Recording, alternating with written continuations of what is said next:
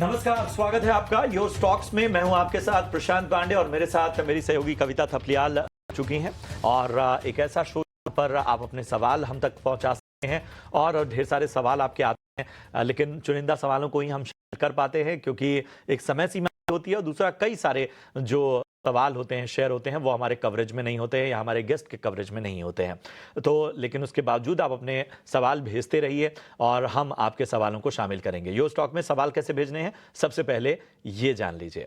तो यो स्टॉक में आप स्क्रीन के एक हिस्से में और ऊपर लगातार टॉप में एक नंबर फ्लैश होता हुआ देखेंगे। इस नंबर पर कॉल करके, व्हाट्सएप करके, मैसेज करके, जो भी जरिया आपको रास आता हो, आप अपने सवाल हम तक पहुंचा सकते हैं।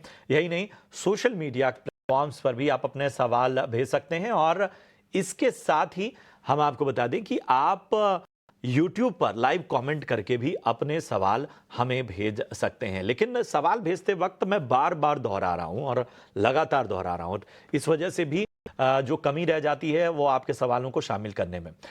सवाल स्पष्ट भेजिए। पहला अपना और अपने का नाम भेजिए, स्टॉक का नाम बताइए, किस भाव पे लिया है वो बताइए, कितनी संख्या में लिया है उसका भी जिक्र कीजिए और सबसे जरूरी, जी हां, सबसे इंपॉर्टेंट है कि अपना नजरिया बताइए, शॉर्ट टर्म का या लॉन्ग टर्म का, जिसके लिए हम एक्सपर्ट के पास जाएंगे और उनसे भरोसेमंद सलाह आपके बारे में लेंगे। आज हमारे साथ चर्चा में शामिल हो रहे हैं मेरे एसेट शेयर खान से विनोद मोदी साहब। विनोद, बहुत बहुत शुक्रिया अपना समय देने के लिए और शो में जुड़ने के लिए। मैं आपके पास आऊं, जरा बाजार का एक चेक ले लेते हैं। तो बाजार में 7 दिन की जो लगातार तेजी नजर आ रही थी और उसके संकेत कंसोलिडेशन के वो कल से ही मिलना शुरू हो गए थे। आज वो कहीं ना कहीं नजर आते हुए 24,300 के पास इस वक्त निफ्टी, और इसके अलावा बैंक निफ्टी की बात करें तो 55,350 के पास बैंक निफ्टी कारोबार करता हुआ। आज के अगर हम ब्रॉडर मार्केट की बात करें, निफ्टी मिड कैप और निफ्टी स्मॉल कैप की, तो आप देखिए निफ्टी मिड कैप 100 में साफ तौर पर आज एक तरह का रेंज ही नजर आ रहा है। वहीं निफ्टी स्मॉल कैप की अगर हम बात करें तो यहां पर भी एक दायरे में ही जो है वो कारोबार होता हुआ नजर आ रहा है। लगभग 0.5% मजबूत यहां पर नजर आता हुआ ब्रॉडर इंडेक्स। बात करें अगर के टॉप गेनर्स की तो आप देखिए इंडसइंड बैंक 4% मजबूत होता हुआ निफ्टी का टॉप गेनर है। इसके अलावा नेस्ले कंजम्पशन स्पेस का बड़ा प्लेयर, लगभग 2.25% की तेजी हमें देखने को मिल रही है। डीज देखिए लगभग 1.5% मजबूत यहां पर नजर आ रहा है। तो वहीं एशियन पेंट, सिप्ला और हीरो मोटो 1% तक की मजबूती दिखा रहे हैं। दबाव कहां है, जरा सामने ले निफ्टी के लूजर्स। जी हां, टॉप लूजर टाटा कंज्यूमर लगभग 1.5% की गिरावट, भारतीय एयरटेल 1% से ज्यादा की गिरावट देखने को मिल रही है। एमएनएम भी 1% तक टूटता हुआ नजर आ रहा है। वहीं आईसीआईसीआई बैंक लगभग 1% कमजोर। इसके अलावा ट्रेंट, ओएनजीसी और एचसीएल टेक आधे से 1% तक की यहां पर गिरावट हमें देखने को मिल रही है। हालांकि आज एडवांस डिक्लाइन काफी शानदार नजर आ रहा है। कल हम देख रहे थे बाजार के फर्स्ट हाफ में बहुत अच्छे संकेत नहीं थे, लेकिन आज 1681 शेयर इस वक्त ऐसे हैं जो कि हरे निशान में कारोबार कर रहे हैं और मात्र 859 शेयर ऐसे हैं जो कि लाल निशान में कारोबार करते हुए नजर आ रहे हैं। अब एक्शन क्या क्या है, तो एचयूएल देखिए यहां पर मजबूती नजर आ रही है। अनुमान के मुताबिक जो नतीजे आए हैं एचयूएल को वो सपोर्ट करते हुए।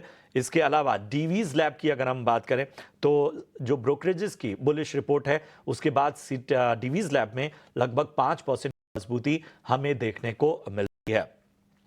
थायरोकेयर, यहां भी अर्निंग का सपोर्ट साफ तौर पर मिलता हुआ 15% ये शेयर इस वक्त नजर आता हुआ। और सिंजिन और रैलिस में आज दबाव है कमजोर नतीजों की वजह से।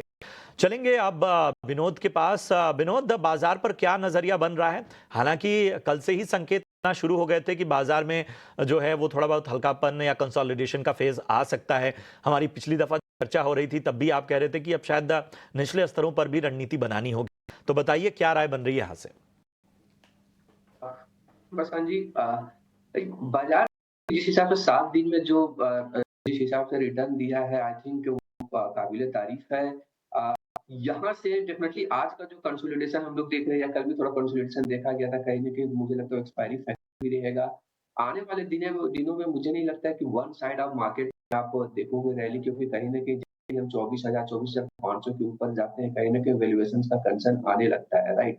क्योंकि अर्निंग्स क्वालिटी जो है, अब जो क्वार्टर की अर्निंग्स में ये जो क्वार्टर 4 की अर्निंग्स आ रही है, डेफिनिटली अर्निंग्स मोटा-मोटी अनुमान के मुताबिक है, या बहुत सारे कंपनियों ने उसको बीट भी किया हुआ है, बट कमेंट्री को समझे तो कमेंट्री में अभी भी कहीं न कहीं मैनेजमेंट के पास ये क्लैरिटी नहीं है कि आप टैरिफ के कंट्री के कारण क्या अर्निंग्स इम्पैक्ट होता है। वो थोड़ा अनसर्टेनिटी अभी भी रहेगा, जिसकी वजह से मुझे नहीं लगता बहुत बड़ा प्रीमियम में ट्रेड कर सकता है मार्केट। कुल मिलाकर के हमारा व्यू अभी भी वही है कि मार्केट का ट्रेंड ठीक लग रहा है, आप मार्केट में बने रहें, लेकिन आपका जो इन्वेस्टमेंट है वो बेसिकली क्वालिटी लार्ज कैप में होनी चाहिए और सिलेक्ट मिड कैप में, स्मॉल कैप से अभी भी दूरी बना करके रखें। चलिए, तो बाजार की चाल पे आपने ये राय दे दी है। और विनोद, शुरुआत करते हैं सवाल जवाब के सिलसिले के साथ। भी हमारे दर्शक भी हमारे साथ फोन लाइन पर जुड़ गए हैं। मिलिंद है हमारे साथ। मिलिंद साहब, गुड मॉर्निंग। कहाँ से बोल रहे हैं सर? मैं नागपुर से बोल रहा हूँ। नागपुर से। सर, गर्मी तो बहुत बढ़ गई है वहाँ पर। हाँ, बात ज्यादा ही है, यहाँ पर ज्यादा रहती है गर्मी। हाँ बिल्कुल, अभी तो शुरुआत ही है। मई महीना तो काफी ज्यादा गर्म रहेगा। बताइए सर, आपके पोर्टफोलियो में आप किस स्टॉक पे सवाल पूछना है आज हमसे? मेरे पास मजगांव डॉक है, 399 रुपीज थे, 30 शेयर। कितने, किस भाव पर? 399। 399 पे 30 शेयर आपने लिए हैं मजगांव डॉक पर। सर, ये आपने कब लिया? ये पहले जाते महीने प्रॉफिट बुक किया ऑलरेडी, हाँ, 10 शेयर में। हाँ, जब 4.5 थे। ओके, आप एक बार प्रॉफिट, आप पार्ट प्रॉफिट बुक कर चुके हैं? हाँ, अब ये फ्री वाले हैं मेरे पास। चलिए, बहुत बढ़िया। अब इरादा क्या है आपका इसमें? लॉन्ग टर्म का ही हुआ है मेरा। और लॉन्ग टर्म में? हाँ। अभी फिलहाल पैसों की जरूरत तो है नहीं? नहीं है। तो चलिए, यहाँ पर जो पहली बार प्रॉफिट बुक किया सर, वो कितना था? वो पूरा 20,000 का था। 20,000 का था? हाँ, अब निकाल मैंने, जो जितना पैसा लगाया उतना। Very good, very good. हाँ, और अभी कितने प्रॉफिट पर हैं आप? अभी लगभग 72,000 के आसपास। हाँ, चलिए, मुबारक सर। रणनीति आपकी काफी अच्छी रही। और विनोद, देखिए, बहुत ही स्मार्टली जितना इन्वेस्टेड किया था कैपिटल, वो निकाला है और अब प्योर मुनाफे पर बैठे हैं इस इन्वेस्टमेंट में, है ना? क्या सलाह होगी आपकी? इनका एक और बार नजरिया लंबी अवधि का ही है। जी हाँ कविता जी, आई थिंक ये जो स्टॉक जो लास्ट 6 महीने में जो की चल रहा है, इसके ऑर्डर बुक में जो स्लो डाउन दिखाई है वो की कंसर्न था। अभी जो इनका ऑर्डर बुक लगभग 35,000 करोड़ है, देखिए कि लास्ट ईयर कंपैरिजन में लगभग 7 से 8% डाउन है, तो वो उसका कंसर्न, जिसकी वजह से आने वाले 1-2 क्वार्टर में मुझे लगता है कि ग्रोथ में भी उतनी अच्छी आपको तेजी नहीं दिखेगी। बट यस, जिस हिसाब से कंपनी का फोरकास्ट है आने वाले महीने क्वार्टर्स में, जिस हिसाब से ऑर्डर बुक के नए ऑर्डर बुक की अनुमान लगाया जा रहा है, वो ऑर्डर बुक आते हैं तो definitely order overall growth forecast prospects काफी बेटर होगा आने वाले समय। बैलेंस शीट के हिसाब से काफी अच्छी बैलेंस शीट कंपनी ने बना के रखा है। वैल्यूएशन लगता है जो अभी लगभग 30x वैल्यूएशन पे ट्रेड करता है, कहीं ना कहीं री रेटिंग की पॉसिबिलिटी नहीं दिख रही है, क्योंकि सर ने कहा है कि उनको लॉन्ग टर्म के हिसाब से सोचना, तो मुझे लॉन्ग टर्म के हिसाब से मुझे लगता है कि इसको होल्ड करके रख सकते हैं। नियर टर्म में शायद ये स्टॉक अंडर परफॉर्म करे। चलिए, तो ये है राय मजगांव डॉक पर आपको विनोद जी की तरफ से मिलती हुई। राम प्रसाद जी हमारे साथ इस वक्त फोन लाइन पर जुड़े हुए। राम प्रसाद जी, नमस्कार। कहाँ से बात कर रहे हैं? सर, राजस्थान से, चूरू जिले से। अरे वाह, चूरू अपनी ठंडक के लिए जाना जाता है। हालांकि अब तो गर्मी का मौसम है, लेकिन चूरू की ठंड बहुत फेमस है और माइनस में चला जाता है चूरू की ठंड राजस्थान में। हमें बताइए राम प्रसाद जी, क्या मदद की जाए आपकी? सर, मेरे आइडिया की शेयर लेके मैंने 2000 शेयर। Vodafone idea? हाँ, वोडाफोन आइडिया। अच्छा, कि किस किस पे लिया आपने? मैंने 17 रुपए लिए सर। ओहो, सर काफी ऊपरी स्तरों की आपकी खरीदारी है। चलिए विनोद जी, 17 रुपए की बाइंग है और बताइए क्या करना है वोडाफोन आइडिया में?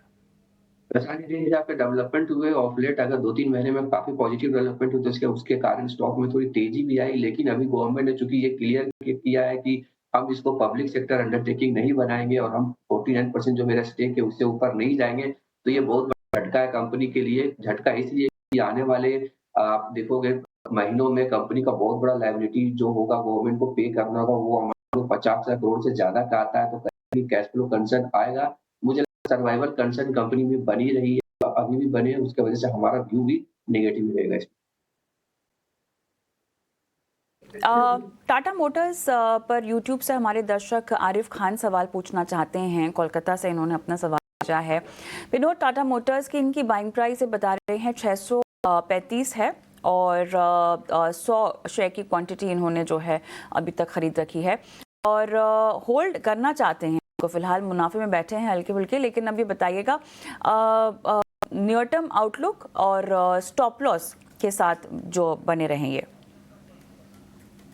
ये स्टॉक में देखिए जो लास्ट के 5-6 दिन में जो डेवलपमेंट्स हुए हैं, खासकर रिलेटेड टू जिस हिसाब से यूएस टोन डाउन किया है चाइना के में टैरिफ को लेकर के, वो बड़ा पॉजिटिव डेवलपमेंट इसके लिए। The same interest rate cut हो रहा है यूरोपियन मार्केट में, वो भी डिमांड आने वाले समय में बेहतर करेगा। कंपनी का स्टेटमेंट समझे तो वो भी बोल रहा है कि ये जो पीवी सेगमेंट में उसमें बहुत सारी लॉन्चेस, मल्टीपल लॉन्चेस करने वाले हैं। वो सीवी सेगमेंट में क्योंकि इंफ्रास्ट्रक्चर जो ओवरऑल इन्वेस्टमेंट एक्टिविटी तेजी के अनुमान लगाया जा रहा है, तो वो सेगमेंट में भी मुझे लगता है कि आप तेजी देखोगे। तो कुल मिलाकर के अभी जो न्यूज फ्लो जो है कंपनी के लिए पॉजिटिव है और eight the same time outlook point of view से ठीक ठाक लग रहा है। वैल्यूएशन के देखें तो अभी भी ये स्टॉक लगभग 8 टाइम ट्रेड करता है और मुझे लगता है ये वैल्यूएशन काफी अट्रैक्टिव है। आप विदाउट मुझे कोई भी इसको होल्ड करके रख सकता है।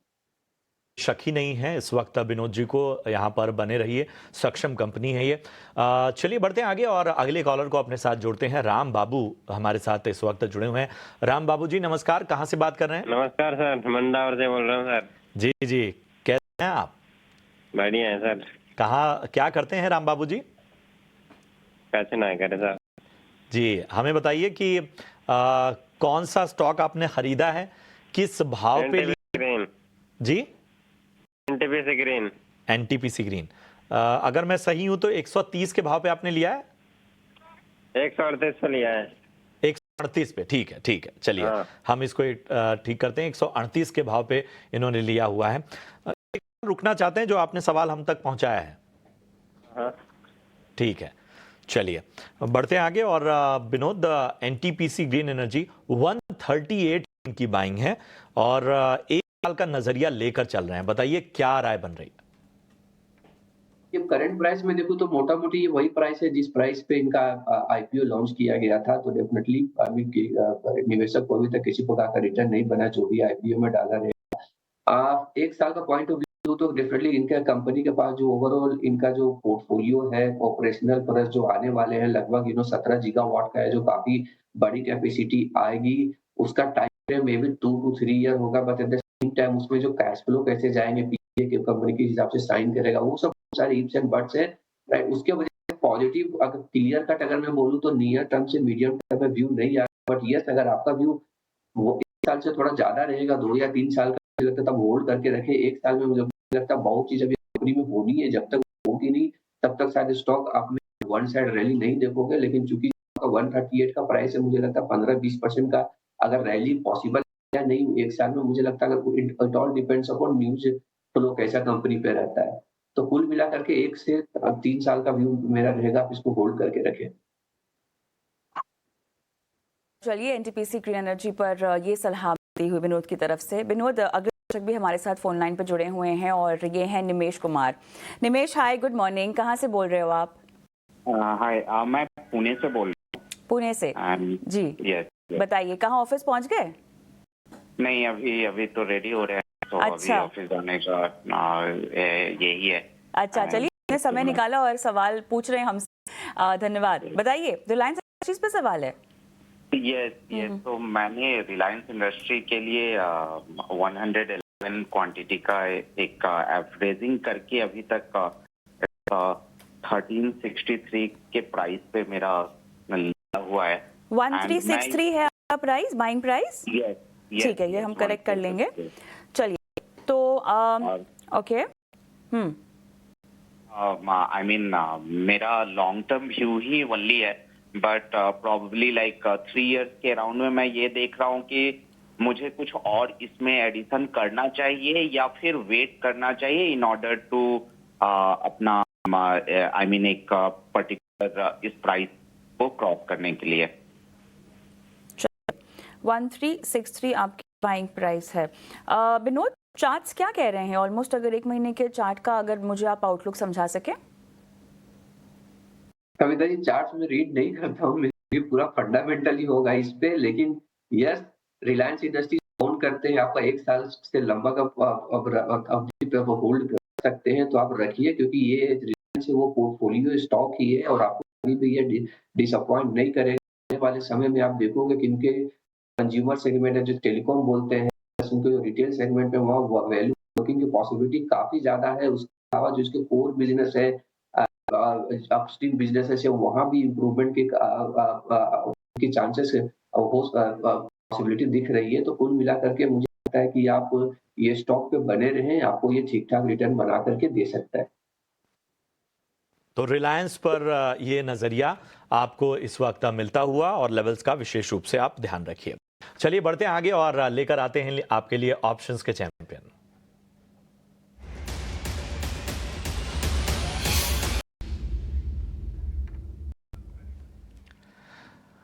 और हमारे साथ एंजल वन से राजेश भोसले साहब जुड़ चुके हैं। राजेश जी, गुड मॉर्निंग, प्रशांत बात कर रहा हूं। बताइए, आज कंसोलिडेशन वाले बाजार में ऑप्शन की रणनीति आपकी तरफ से क्या होगी? जी नमस्कार प्रशांत जी, गुड मॉर्निंग। देखिए, एशियन पेंट्स में एक स्ट्रक्चर टर्म दिखाई दे रहा है और के बाद एक higher bottom on the daily chart दिखाई दे रहा है।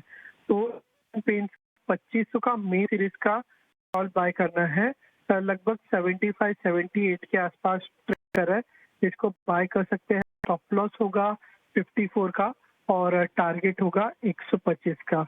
लॉट साइज है 2 का, तो जो मैक्सिमम रिस्क पर स्टॉप लॉस 4800 का एंड टारगेट प्रोबेबिलिटी होगी 9400 की।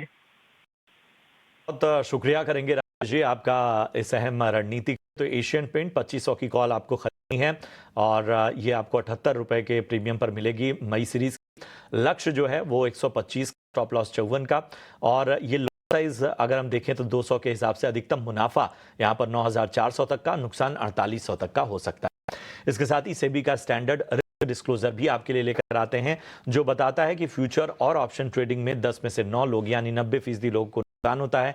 एफएनओ ट्रेडर्स को 50,000 का नुकसान होता है। दायरा बड़ा है, इसलिए सोच समझ कर निवेश करें और इसके साथ ही अपनी ट्रेडिंग इनिशिएट करने से पहले वित्तीय सलाहकार यानी फाइनेंशियल एडवाइजर की सलाह जरूर लें।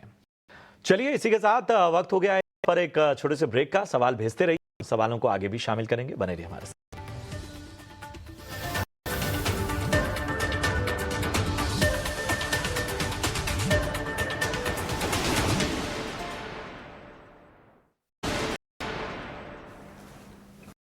वेलकम बैक, आप देख रहे हैं योर स्टॉक और सवालों के सिलसिले को आगे बढ़ाते हैं। यूट्यूब से सुनील का हम सवाल लेंगे और इन्होंने जो है HUL और पिडिलाइट दोनों पर सवाल पूछ रखा है। विनोद, HUL बाइंग प्राइस 1620 है, पिडिलाइट इन्होंने जो है 1980 में ख़रीदा हुआ है, 6 से 12 महीने इसको होल्ड कर सकते हैं। और HUL की इन्होंने मुझे होल्डिंग की ड्यूरेशन नहीं बताई है, अज्यूम कर रही हूँ कि सेम होगा 6 से 12 महीने। नतीजे भी आए हैं जहाँ पर उम्मीद के मुताबिक नतीजे यहाँ पर आते हुए दिखाई दे रहे हैं। कुछ कमेंट्री भी उसी लाइंस पर आई है कंपनी की भी। बताइएगा, पहले HUL के नतीजों पर बात करते हैं, उसके बाद रिकमेंडेशन दीजिएगा। जी, HUL ओवरऑल नंबर्स तो मैं देखा नहीं अभी जो आया है, लेकिन ओवरऑल अगर मैं आउटलुक की बात करूं तो आउटलुक यहाँ से ठीक ठाक लगता है। ये बहुत तक डिपेंड करेगा कि मैनेजमेंट का कमेंट कैसा होता है। कौन कॉल जो आज 4 बजे है, राइट। बट कुल मिला करके अगर मैं देखूं तो इनके जो लगभग जो 60 से 70% जो पोर्टफोलियो है उसमें company consistently market share gain कर रहा है, जो कंपनी का बहुत बड़ा पॉजिटिव है। लेकिन अभी अगर मैं ट्रेंड को समझूं तो आने वाले समय में ओवरऑल कंज्यूमर बास्केट का कैसा, मुझे लगता है वहाँ पे HUL गेन कर सकता है, राइट। तो HUL पे मोटी अगर देखें वैल्यूएशन कंसर्न ऑफ व्यू से जो लगभग 55x पे वो करती है वहाँ पे, और ओवरऑल जो लास्ट का 10 साल का अगर मैं अर्निंग्स ग्रोथ देखूं तो लेस देन 10% अभी वो भी नहीं है, अभी सिंगल डिजिट में है। तो वहाँ पे कहीं ना कहीं मुझे कंफर्ट नहीं देता है। तो वहाँ पे मेरा HUL पे न्यूट्रल रहेगा। अब दूसरी जो स्टॉक आपने जो बात किया पिडिलाइट का, मेरा पे वहाँ हमारा व्यू इस पे काफी पॉजिटिव है। उसमें सिंपल रीजन है कि जिस हिसाब से कंपनी लास्ट 5 से 6 सालों में खुद के ओवरऑल जो ज्योग्राफिकल रीच बढ़ा है, प्रोडक्ट डाइवर्सिफिकेशन किए हैं, राइट। वो बेहतरीन रहा है। कंसिस्टेंटली कंपनी ने सब स्ट्रीट को सरप्राइज किया है प्रॉफिट ग्रोथ के हिसाब से। राइट, इनका जो कोर सेगमेंट है, जैसे पीडीलाइट, आई मीन जो फेविकोल, ये सब जो कोर सेगमेंट जो कंपनी खुद को बोलता है, वहां पे 70 से 80% खुद का मार्केट लीडरशिप है कंपनी का, तो वो बहुत बड़ा पॉजिटिवनेस है। आने वाले समय में कोर पोर्टफोलियो के अलावा जिनको जो ग्रोथ पोर्टफोलियो वो कंपनी हो रहा है, उसका कंट्रीब्यूशन मेरा लगभग 50% हो जाएगा, तो वो भी ये बहुत पॉजिटिव है।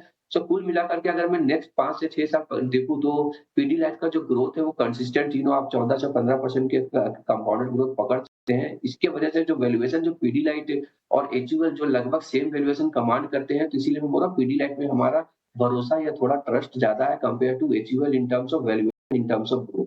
सो हमारा व्यू है क्लाइंट के लिए यही रहेगा कि आप अगर आप बने पीडीलाइट में हैं तो आप इसको होल्ड करके रखें। ये राय वक्त आपको मिलती हुई, और चलिए बढ़ते हैं आगे और एक ऐसे सेक्टर की हम बात करते हैं जिसमें आंकड़े जो हैं वो बहुत कुछ बयां कर रहे हैं। जी हाँ, भारत में इलेक्ट्रिक व्हीकल सेगमेंट में कैसी ग्रोथ दिख रही है, घरेलू मार्केट में इलेक्ट्रिक व्हीकल के लिए आगे की राह कैसे रहने वाली है, इन सब पर खास रिसर्च के लिए हमारे साथ हमारे हेड ऑफ रिसर्च अभिषेक गावशिंदे साहब जुड़ चुके हैं।